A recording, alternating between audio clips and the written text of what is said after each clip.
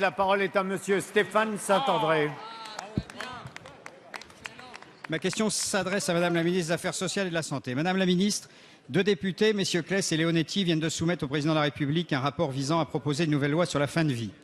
Le groupe de RDP ne peut se satisfaire des conclusions de ce rapport qui ne prévoit qu'une loi Leonetti bis. Nous ne pouvons nous satisfaire que l'hypocrisie perdure. Nous devons entendre les aspirations profondes de la société sur ce sujet. Notre devoir est d'y répondre avec courage. Le vote d'une loi est une demande très ancienne du Parti radical de gauche. Henri Caillavet fut notamment l'auteur, dès 1976, d'une proposition de loi contre les abus de l'acharnement thérapeutique. Les radicaux ont été les premiers à déposer des propositions de loi relatives à l'assistance médicalisée pour une fin de vie dans la dignité. La dernière date du 26 septembre 2012. Un sondage IFOP d'octobre 2014 indique que 96% des Français sont favorables à la dépénalisation de l'euthanasie et 40% ne voteraient pas ou hésiteraient à voter pour un candidat opposé à l'euthanasie ou au suicide assisté. Rien dans ce nouveau texte ne prend en compte la douleur psychologique, la même qui a mis sur le devant de la scène médiatique des affaires telles que celle de Vincent Imbert, de Vincent Lambert ou plus récemment de Jean Mercier.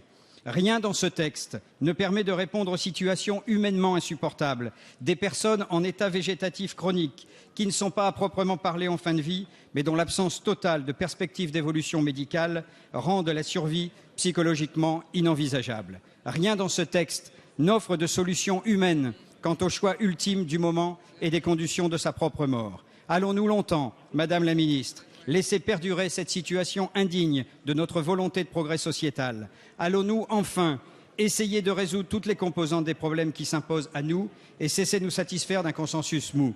C'est pourquoi nous vous exhortons à proposer une loi, à l'instar de nombreux pays, qui répondent enfin aux besoins des patients ou à faire inscrire notre proposition de loi. Je vous remercie. Merci. La parole est à Madame Marisol Touraine, ministre des Affaires sociales et de la Santé.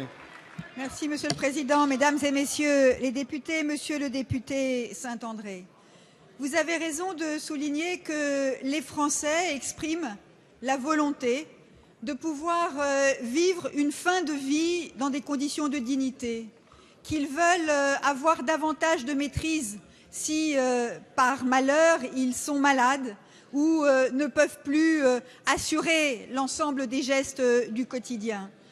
Pour cela, le président de la République a demandé à plusieurs personnalités de poursuivre la réflexion et de proposer des rapports. Dernièrement, 2 parlementaires, Jean Leonetti et Alain Claes, ont proposé un rapport dont je veux souligner la très grande qualité. À partir de là, nous devons réfléchir à la manière de faire évoluer notre droit, parce que le statu quo n'est pas possible. Le statu quo ne répond pas aux attentes de nos concitoyens.